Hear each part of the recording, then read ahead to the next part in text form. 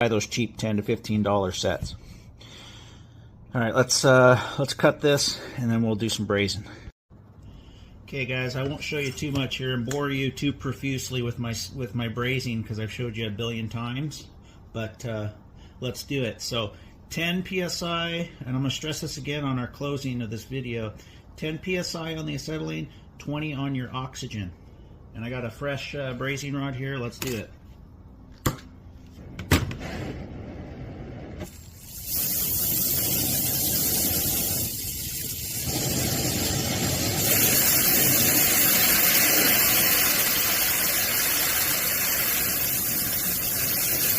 Get my tip where I want it.